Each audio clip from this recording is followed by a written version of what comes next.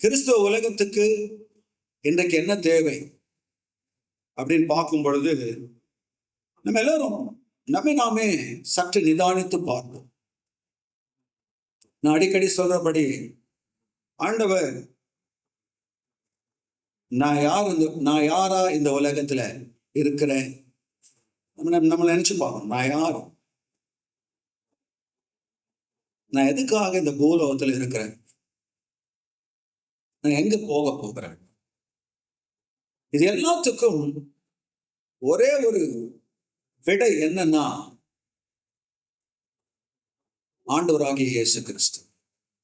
இப்போ ஆண்டவராகிய இயேசு கிறிஸ்து கிட்ட தான் நம்முடைய வாழ்வின் எல்லா பிரச்சனைகளுக்கும் நம்முடைய வாழ்வின் எல்லா பிரச்சனைகளுக்கும் நாம போய் சந்திக்க வேண்டிய ஒரு நபர் அல்லது வேண்டிக் கொள்ள வேண்டிய ஒரு நபர் ஆண்டவராகிய இயேசு கிறிஸ்து. அப்போ இந்த ஆண்டவராகிய இயேசு கிறிஸ்து அவர் சொன்ன ஒரு காரியம் இருக்கிறது. அவர் என்ன சொன்னார்னா, இந்த உலகத்துல 33 ஆண்டு காலங்கள் வாழ்ந்தவர், 30 ஆண்டுகள் ஒரு மகனாக 30 ஆண்டுகள் வாழ்ந்தார். யோசேப்பும் மரியாளும் பழைய உடன்படிக்கையின் கீழ் மோசேனுடைய நியாய பிரமாணத்தின் கீழான வாழ்க்கை செய்கிறவர்கள். அப்போ ஒரு பூரணமான வாழ்க்கை கிடையாது. இவர்களுடைய வீட்டில ஒரு பிள்ளையார் ஆண்டவர் இயேசு கிறிஸ்து பிறக்கிறார். 30 ஆண்டு காலங்கள் அங்கே வளருகிறார். அவருடைய வாழ்க்கை அங்குதான் இருக்கிறது. அடுத்து வந்த 3 ஆண்டு காலங்கள் தேவன் இந்த உலகத்துக்கு அவரை அனுப்பினதனுடைய சித்தத்தை நிறைவேற்றும்படிக்காக 3 ஆண்டு காலங்கள் ஊழியம் செய்கிறார். டோட்டல் 33 ஆண்டு கால வாழ்க்கை இவ்வளவுதான். 30 ஆண்டுகள் ஒரு மகனாக வீட்டில் வாழ்ந்தார். 3 ஆண்டுகள் கர்த்தருக்காக ஊழியம் செய்தார். இது எது ரொம்ப முக்கியம் அப்படின்னா 2 காரியம். நான் 2 விஷயம் சொன்ன, நல்லா கவனிங்க. 30 ஆண்டு காலங்கள் ஒரு பிள்ளையாக மகனாக வீட்டில் வாழ்ந்த காலம். 3 ஆண்டு காலங்கள் தேவனுக்கு ஊழியம் செய்யும்படி உலகத்துக்குள்ள போனது. எது மிகவும் பெரியது அப்படின்னு பார்த்தா, எல்லாரும் சொல்லுவாங்க, ஆண்டவர் இந்த உலகத்துக்கு 3 வருஷம் வந்து கர்த்தருடைய ஊழியத்தை செய்தார், மரித்தார், அடக்கம் பண்ணப்பட்டார், உயிரோடு எழுந்தார், இப்படிப்பட்ட காரியங்கள் எல்லாம் வந்துட்டு சொல்லுவாங்க. ஆனா அதுக்கு முன்னாடி ஆண்டவர் இயேசு கிறிஸ்து மனிதனா இந்த உலகத்துல வாழ்ந்த 30 ஆண்டு காலங்கள் இருக்குது. அதுதான் ரொம்ப முக்கியம். இந்த 30 ஆண்டு காலம் வாழ்ற வாழ்க்கை வந்து என்னுடைய 10% தான் ஊழியம். எவ்வளவு சதவீதம்? 10%. இந்த 10% ஊழியம் இந்த முழு உலகத்தையும் ரட்சிப்பதற்கு எஃபெக்டிவா பயனுள்ள விதத்தில் அது இருக்கும் என்று சொன்னால் 30 ஆண்டு கால ஜீவியம் மிகவும் முக்கியம். The life and the ministry அப்படின்னு சொல்லி நம்ம பார்க்கும் பொழுது, ஜீவியம் 30 ஆண்டு காலம், ஊழியம் 3 ஆண்டு காலம். இந்த 30 ஆண்டு காலத்துல அவர் எப்பேற்பட்ட ஒரு மனிதனா இந்த உலகத்துல வாழ்ந்தார் அப்படிங்கிறதற்கு அவர் 3 ஆண்டு காலங்கள் ஊழியம் செய்து உலக ரட்சிப்புக்காக மீட்பராய் இரட்சகராய் மரித்து அடங்க பண்ணப்பட்டு 3ஆம் நாள் உயிர்த்தெழுந்து பரமேறி மீண்டும் வருவேன் என்று சொல்லுகிற அந்த பயன், அந்த காரியத்துக்கு விதை எங்கன்னா 30 ஆண்டு கால வாழ்க்கை. ஆகவே பிரியமானவர்களே, நாம நினைக்கிறபடி ஊழியம் பெருசு கிடையாது. நோ, நம்ம யாராவது இப்படி நினைச்சுக்கிட்டோம்னா தயவுசெய்து தூக்கி குப்பையில போட்டுருங்க. குப்பையில போடுறோங்க தயவு செஞ்சு. என் ஜீவியம் தான் முக்கியம், என் லைஃப் தான் முக்கியம். 30 ஆண்டுகள் கடந்து போனது. ஒரு வசனத்தை வாசிக்கலாம். லூக்கா எழுதின சுவிசேஷத்துல, லூக்கா எழுதின சுவிசேஷம் 3ஆம் அதிகாரம் 21, 22, 23 வசனத்தை வாசிக்கலாம். ஜனங்கள் எல்லாரும்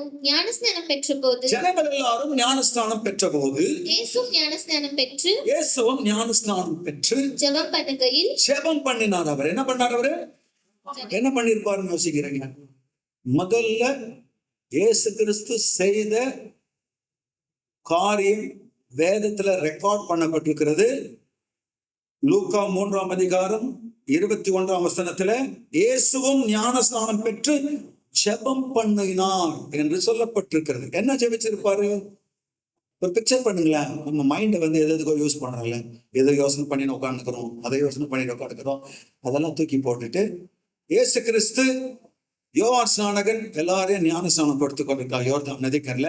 வரிசையாய் இயேசு கிறிஸ்து நிற்கிறார். இயேசு கிறிஸ்துவனுடைய முறை வந்த போது அவரையும் தண்ணீர்ல மூழ்கி என்ன பண்றாங்க? ஞானஸ்நானம் கொடுக்கிறாங்க.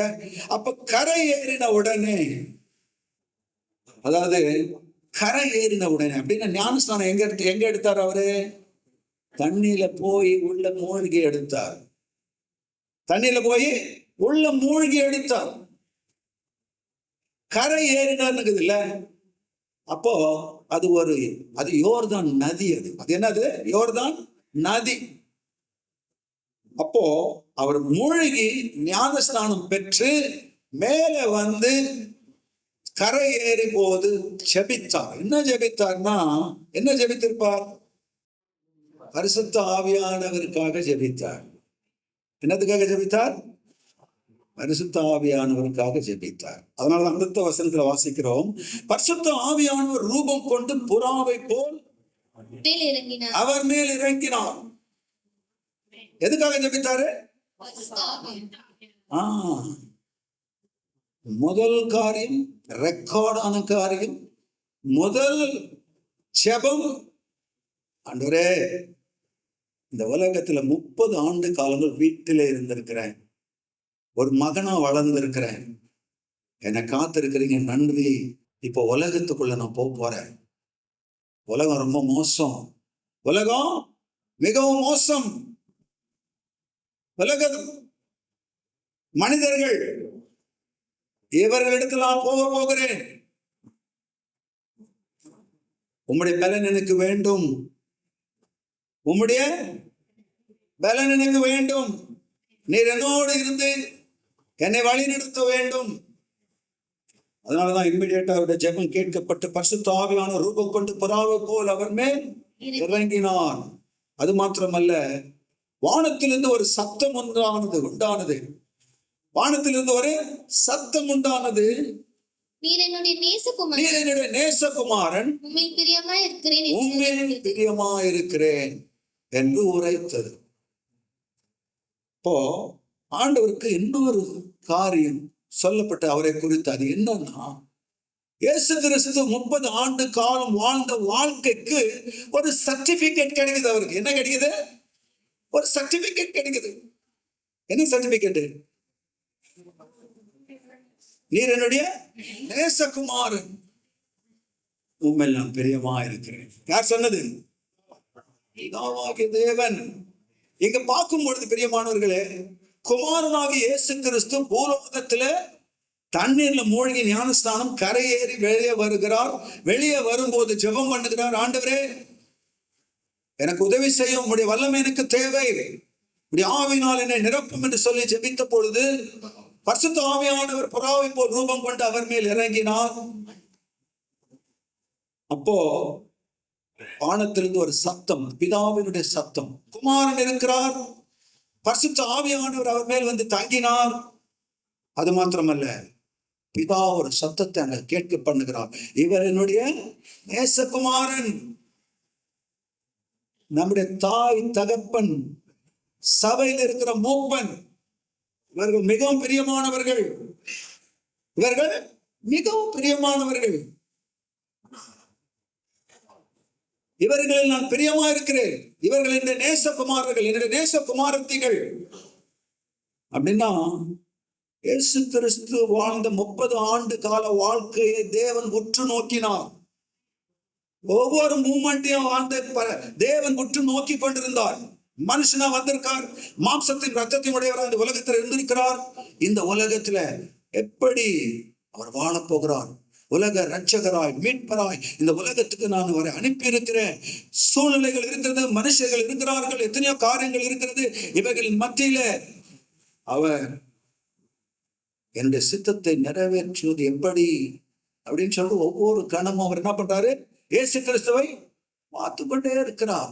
30 ஆண்டுகள் கழித்த பிறகு அவர் சொல்றாரு, வாழ்க்கையை பார்க்கும்போது எனக்கு மிகவும் சந்தோஷமா இருக்கிறது. உன் வாழ்க்கை குறித்து பார்க்கும் பொழுது எனக்கு மிகவும் சந்தோஷமா இருக்குது. தெசலோனிக்கே சபையை குறித்து அப்போஸ்தலனாகிய பவுல் சொல்கிறதை பார்க்கும்போது எப்போதெல்லாம் படிக்கிறனோ, ஐயோ ஆண்டவரே, இந்த சபையை போல நாங்க இருக்கணும் ஆண்டவரே, என் சபை இருக்கணும் ஆண்டவரே. பாருங்களேன், அவர் என்ன சொல்றாரு? 2ஆம் அதிகாரத்துல 4ஆம் வசனத்துல அவர் சொல்றாரு, 3ஆம் வசனத்திலிருந்து, எங்கள் போதகம் வஞ்சகத்தினாலும் துராசினாலும் உண்டாகவில்லை, அது கபடம் உள்ளதாயும் இருக்கவில்லை. பவுல் என்ன சொல்றாரு? என்னுடைய ஊழியம் வஞ்சகத்தினால் அல்ல, யாரை வஞ்சிக்கிறதுக்காக அல்ல, துராசையினால ஊழியம் செய்ய வரவில்லை. கபடம் உள்ளதா இல்லை, மாய்மாலம் இல்லை, அதுல நடிப்பு இல்லை.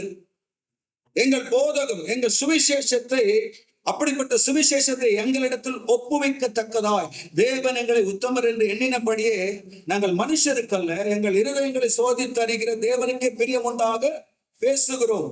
உங்களுக்கு தெரிந்திருக்கிறபடி நாங்கள் ஒரு காலம் விச்சகமான வசனங்களை சொல்லவும் இல்லை, பொருளாசை உள்ளவர்களாய் மாயம் பண்ணவும் இல்லை. தேவனே சாட்சி. நாங்கள் கிறிஸ்துவின் அப்போஸ்தலராக உங்களுக்கு பாரமாக கூடியவர்கள் ஆனாலும் உங்களிடத்திலாவது மற்றவர்களிடத்திலாவது மனுஷரால் வருகிற மகிமையை நாங்கள் தேடவில்லை. இப்ப சொல்றாரு பாருங்களேன், உங்களிடத்தில் பட்சமாய் நடந்து கொண்டோம். என்ன சொல்றாரு? உங்களிடத்தில் பட்சமா. எப்படி? பால் கொடுக்கிற தாயானவள் தன் பிள்ளைகளை காப்பாற்றுகிறது போல உங்களிடத்தில் வாஞ்சியாயிருந்து தேவனுடைய சுவிசேஷத்தை உங்களுக்கு கொடுத்ததும் அல்லாமல் நீங்கள் எங்களுக்கு பிரியமானவர்களான இந்த சபையை பார்த்து என்ன சொல்றாரு? இவர் என்னுடைய நேசகுமாரன், இவரில் நான் பிரியமா இருக்கிறேன்னு சொல்லி இயேசுவை குறித்து பிதா சாட்சி கொடுத்தது போல இங்க அவர் என்ன சொல்றாருன்னா, எங்களுக்கு பிரியமானவர்கள் ஆனபடினால எங்கள் ஜீவனை உங்களுக்கு கொடுக்க மனதா இருந்தோம்.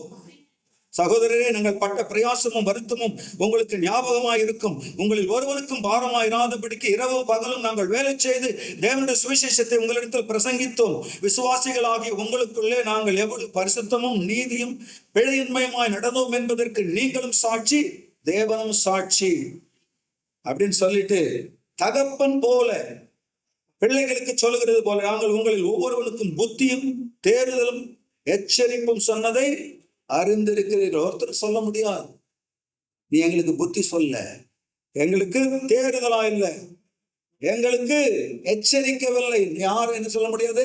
சொல்ல முடியாது. 6 ஆண்டுகள் ஒரு ஞாயிற்றுக்கிழமை கூட தவறாம இந்த இடத்துல இதைத்தான் நாங்கள் பிரசங்கித்துக் கொண்டிருக்கிறோம். அது மாத்திரமல்ல, அவர் சொல்றாரு 17ஆம் வசனத்துல, சகோதரே, நாங்கள் இருதயத்தின்படி உங்களோடு இருந்து, அவர் எங்க தூரத்தில் இருக்கிறார், சரீரத்தின்படி கொஞ்ச காலம் உங்களை விட்டு பிரிந்திருந்தபடினால உங்கள் முகத்தை பார்க்க வேண்டும் என்று மிகுந்த ஆசையோடு அதிக பிரயத்தனம் பண்ணினேன். இந்த சபையை பார்க்கறதுக்கு ஒரு சந்தோஷம் இருக்கும். எத்தனை பேரு இந்த சபையை பார்க்கணும்? இந்த சபையை பார்க்கணும். எவ்வளவு சீக்கிரம் காலையில எழுச்சி ரெடி ஆகிறோம், எவ்வளவு சீக்கிரம் காலையில எழுச்சி ரெடி ஆகிறோம். சபையை பார்க்க ஆசையா இருந்தேன்னு சொல்றேன். பவுலாகிய நானே, அவர் சொல்றாரு, மிகுந்த ஆசையோட அதிக பிரயத்தனம் பண்ணினோம். எங்களுக்கு நம்பிக்கை, 19ஆம் வசனம் சொல்ற, எங்களுக்கு நம்பிக்கை சந்தோஷமும் மகிழ்ச்சியின் கிரீடமுமா இருப்பவர்கள் யார்? நம்முடைய கர்த்தராகிய இயேசு கிறிஸ்து வரும்போது அவருடைய சன்னிதானத்திலே நீங்கள் அல்லவா அப்படி இருப்பீர்கள்.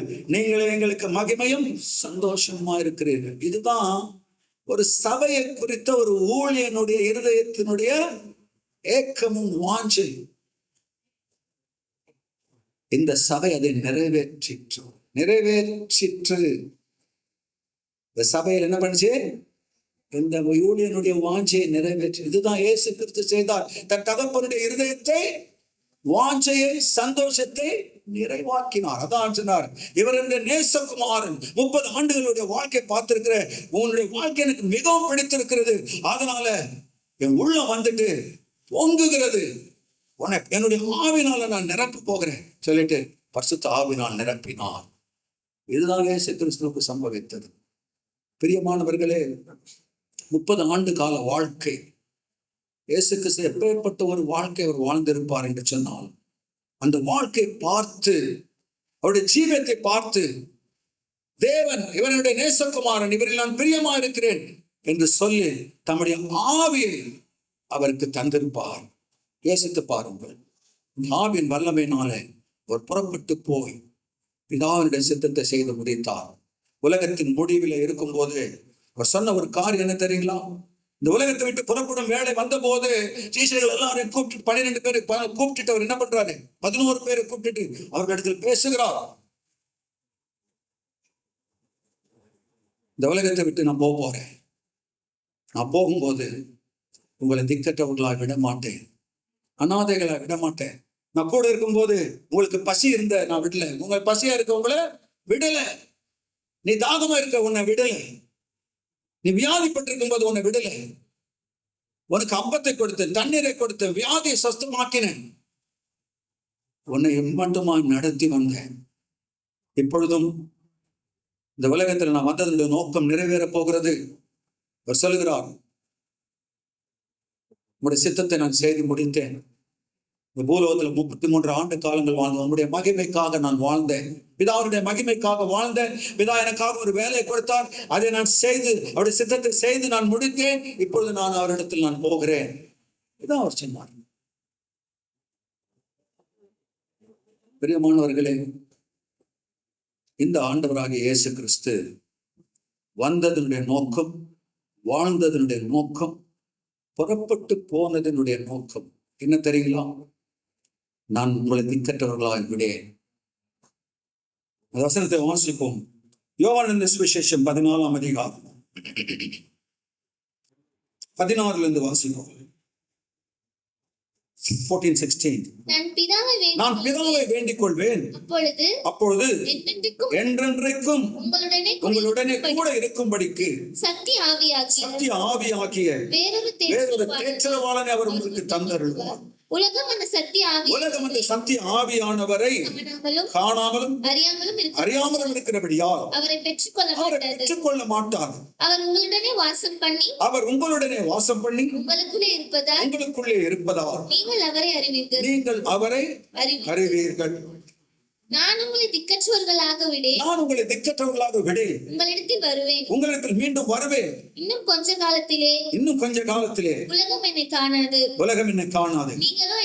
நீங்களும் என்னை காண்பீர்கள். நான் பிழைக்கிறபடினால நீங்களும் பிழைப்பீர்கள். நான் என் பிதாவிலும் நீங்கள் என்னிலும் நான் உங்களிலும் இருக்கிறதை அந்நாளில் நீங்கள் அறிவீர்கள். பிதா, குமாரன், பரிசுத்த ஆவியானவன் இந்த இடத்துல 3 பேருமா நான் என் பிதாவிலும், இயேசு சொல்ற நான் என் பிதாவிலும் நீங்கள் என்னிலும் நான் உங்களிலும் இருக்கிறதை, பரிசுத்த ஆவியானவர் உங்களுக்குள்ளும் இருக்கிறதை அந்நாளிலே நீங்கள் என்ன பண்ணுவீங்க? காண்பீர்கள். உங்களை திக்கற்றவர்களாக விடேன். இந்த உலகத்தில் நீங்கள் அநாதைகளாக இல்லை. நான் போவேனாக பரிசுத்த ஆவியானவர் உங்களுக்கு அனுப்பி தருவேன். அவர் அடுத்த பேஜில் நம்ம வாசிக்கிறோம்.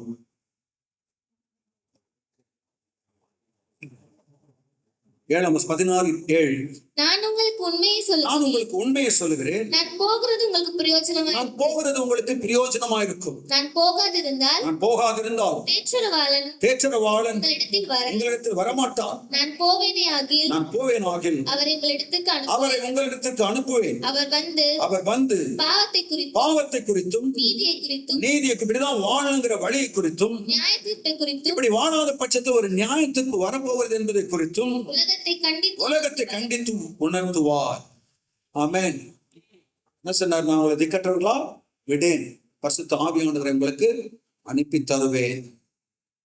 இப்படிதான் பரிசுத்த ஆவியானவர் இந்த பூலோகத்தில் பொழிந்தெழுப்பட்டார். பெந்தெகோஸ்தே நாளிலே அவர்கள் 120 பேராய் ஒன்றாய் கூடி உட்கார்ந்திருந்த வேளை, காத்திருந்த வேளையில் அவர்கள் எல்லாரும் மேலும் பரிசுத்த ஆவியானவர் வந்து அவர்களை நிரப்பினார். ஆகவே பிரியமானவர்களே, இந்த உலகத்துல 2000 வருஷங்களுக்கு முன்பாக நம்மை தேற்றும்படி, நமக்கு உதவி செய்யும்படி இயேசு கிறிஸ்து பரத்துக்கு ஏறி பரிசுத்த ஆவியானவர் இந்த உலகத்துக்கு அனுப்பி தந்திருக்கிறார். இந்த உலகத்துல அவரை இயேசு கிறிஸ்து பெற்றுக்கொண்டது போல நாமும் அவரை இந்த உலகத்துல பெற்று ஒவ்வொரு நாளும் பாவத்தை குறித்த உணர்வை, நீதியை குறித்த உணர்வை, இதை செய்ய தவறும் பட்சத்தில் ஒரு நாள் நியாயத்திற்கு கண்டிப்பாக வரும் என்கிற காரியத்தை குறித்து நமக்கு போதித்து நமக்குள்ள தங்கி நம்மை நடத்துகிற ஒருவர். அவர் ஒரு சக்தி அல்ல, அவர் ஒரு விசை அல்ல, அவர் ஒரு மனிதன். பரிசுத்த ஆவியானவர் யாரு? ஒரு மனிதன். இயேசு கிறிஸ்து எப்படி ஒரு மனிதனா இந்த உலகத்துக்கு வந்தாரோ, பிதாவாகிய தேவன் எப்படி அந்த புதிய பூமியில மனிதர்கள் மத்தியில அவர் மனிதராய் வந்து வாசம் பண்ணுவாரோ, அதே போல பரிசுத்த ஆவியானவரும் ஒரு மனிதனாய் நமக்குள்ள வந்து வாசம் பண்ணி ஒவ்வொரு நாளும் நம்மை நடத்துகிற திருத்துவத்தின் 3வது நபர் பரிசுத்த ஆவியானவர். அந்த பரிசுத்த ஆவியானவரை 2000 வருஷங்களுக்கு முன்பாக உலகத்தில் கொடுக்கப்பட்டிருந்தோம். இன்றைக்கு நாம் அசட்டை பண்ணுகிறவர்களாய், அவருடைய உதவி தேவையில்லை, நானே என் வாழ்க்கையை பார்த்துக் கொள்கிறேன் என்று வாழ்கிறவர்கள் உலகத்துல எப்படி வாழ்வாங்கன்னு எனக்கு சொல்ல முடியாது. ஆனா நிச்சயமா ஆண்டவர் வரும் ஒரு நாளை அவர்கள் மிஸ் பண்ணிடுவாங்க. பரிசுத்த ஆவியானவர் இல்லாத பட்சத்தில், ஆண்டவர் மத்திய வானில் வரும் அந்த நாளில் அந்த எக்கால சத்தம் தொனிக்கும், மரித்தோர் அழிவில்லாதவர்களால் எழுந்திருப்பார்கள், உயிரோடு இருக்கிற நாம் மறுரூபமாகி அவரோடு கூட எடுக்கப்பட்டு இவ்விதமாய் ஆகாயத்துல என்றைக்கும் அவருடனே இருப்போம் என்கிறதான பஸ்ஸை மிஸ் பண்ணிடுவோம். பிரியமானவர்களே, இந்த உலகத்தில் வாழும் நாட்களில நமக்கு பரிசுத்த ஆவியானவர் மிகவும் முக்கியம். பரிசுத்த ஆவியானவர் வேறொரு கடவுள் என்று சொல்லி நம்ம நினைக்கக்கூடாது. He is God. யார் அவரு? அவர் தேவன். இயேசு கிறிஸ்து தேவன், பிதாவானவர் தேவன். அவர்கள் மூவரும் ஒன்றாக இருக்கிறார்கள். ஒரே ஒரு சின்ன உதாரணம். ஸ்டீஃபன் தமிழரசன் ஜெமிமாவுடைய கணவன், எப்சிபாவுடைய தகப்பன், இந்த சபையினுடைய மூப்பரில் ஒருவன். எனக்கு 3 ரோல் இருக்குது, எனக்கு 3 ஆபீஸ் இருக்குது. ஆனா நான் ஒரே ஒரு ஆள் தான். தேவன் 3 விதமாக, பிதாவாக, குமாரனாக, பரிசுத்த ஆவியானவராக செயல்பட்டு நம்முடைய ஆவி, ஆத்துமா, சரீரத்திலே ரட்சிப்படையும்படிக்காக அவரவர் தம் தம் கிரியை நடப்பித்துக் கொண்டிருக்கிறார்கள். அந்த கிரியைக்கு நம்மை ஒப்புவித்து இந்த நாளிலே நாம் வாழும்பொழுது உண்மையாகவே இந்த வாழ்க்கை, இந்த உலகத்திலேயே நான் வந்தேன், நான் என்ன செய்து கொண்டிருக்கிறேன், என்னுடைய முடிவு என்னமா இருக்கும் என்பதற்கு விடை அளிக்கக்கூடியதாக இருக்கும். அப்படிப்பட்ட வாழ்க்கைக்கு மூலதனமாக, முதலீடாக நம் வாழ்க்கையில் கொடுக்கப்பட்டவர் பரிசுத்த ஆவியானவர். பரிசுத்த ஆவியானவர், பரிசுத்த ஆவியானவருக்கு நம்மை ஒப்புவித்து நாம் வாழும்போது உண்மையாகவே இந்த உலகத்திலும் அவரால் நடத்தப்படுவோம். ஒரு நாள் ஆண்டவர் இயேசு கிறிஸ்து வரும் பொழுது மத்திய ஆகாசத்தில் நம்மை கொண்டு போய் ஒப்படைக்கிற பெரிய வேலை அவருக்கு இருக்கிறது. அது நடைபெறும் வரைக்கும் நமக்குள்ள நிறைய வேலைகள் நடக்க வேண்டியது இருந்தது. இந்த பில்டிங் இவ்வளவு அருமையா வந்ததுக்கு காரணம், இதனுடைய ஆரம்ப நாள்ல இந்த சில மரங்களை வெட்ட வேண்டியதா இருந்தது, பள்ளங்கள் தோண்ட வேண்டியதா இருந்தது, பில்லர்கள் எழுப்பணுமாச்சு, எத்தனை காரியங்கள். இதை ஒரு பெயிண்ட் பண்ணி, இந்த மாதிரி அலங்காரம் பண்ணி, டெக்கரேட் பண்ணி இப்படி கொண்டு வந்து நிறுத்தும் போது தான் இது ஒரு பில்டிங் மாதிரி தெரியுது. அதே மாதிரி தான் நம்முடைய வாழ்க்கை அலங்கோலமாய் போய் கொண்டிருக்கிற வாழ்க்கை ஆவியானவர் வந்து சரிப்படுத்துகிறவராரு. கடைசியா ஒரே ஒரு வசனத்தை நாம் வாசிக்கலாம். ஆதியாகமத்தின் புஸ்தகம் 1, 2, 3 வசனங்கள். ஆதியிலே தேவன் வானத்தையும் பூமியையும் சிருஷ்டித்தார். பூமியானது ஒழுங்கின்மை வெறுமை ஆழத்தின் மேல் இருள் இருந்தது. இருளுள்ள வாழ்க்கை. தேவ ஆவியானவர் எல்லாவற்றுக்கும் சொல்யூஷன் விடை தேவ ஆவியானவர் ஜலத்தின் மேல் அசைவாடி கொண்டிருக்கிறார். ஆண்டவரிடத்தில் நான் போகும்போது, ஆண்டவரே ஒழுங்கின்மையான வாழ்க்கை எனக்கு உண்டு, வெறுமையான வாழ்க்கை எனக்கு உண்டு, இருள் சூழ்ந்த வாழ்க்கை எனக்கு உண்டு, ஆவியானவரே என் மேல் அசைவாடும். அப்பொழுது என் வாழ்க்கையில தேவன் வெளிச்சம் உண்டாக கடவுது என்றார். வெளிச்சம் வெளிச்சம் ஆண்டவராக இயேசு கிறிஸ்து உலகத்துக்கு வழியாய் இருதயங்களில் வந்து வாசம் பண்ணி இருளில் கிடந்த வாழ்க்கை இருள் அகலச் செய்து ஒளியை எங்கள் இருதயத்தில் ஏற்றி, நம்முடைய இருதயத்தில் ஏற்றி இந்த உலகத்துல வாழ வகை செய்து கொண்டிருக்கிறார். எனக்கு பிரியமானவர்களே, இந்த காரியம் நம்முடைய வாழ்க்கையில நடக்கணும்னா இது நடந்தே ஆகணும். இது நடக்கலைன்னா I will miss the bus. கண்டிப்பா சொல்றேன், பஸ்ஸை மிஸ் பண்ணிடுவோம். இது என் வாழ்க்கையில நடக்கணும்னா, என் வாழ்க்கை ஒழுங்கின்மையா இருக்குது, என்னால சரி பண்ண முடியாது. வெறுமையான வாழ்க்கை, இருள் சூழ்ந்த வாழ்க்கை, பாவம் நிறைந்த வாழ்க்கை. ஒளியேற்றும் இயேசுவே, என்னின் ஒளியேற்றும். உண்மையா கேட்கும்போது ஆவியானவர் அசைவாடி ஒழுங்கின்மையை வெறுமையும் இருளையும் அகற்றி வெளிச்சம் உண்டாக கடவுது என்று சொல்லி நம்மை ஆசீர்வதிக்கிற தேவன். அந்த வாழ்க்கைக்கு நேரமாக நாம், நம்முடைய வீட்டாரும் சபையாரும் வாழ்ந்திட தேவன் நம்ம ஒவ்வொருவருக்கும் உதவி செய்வாராக. ஆமென்.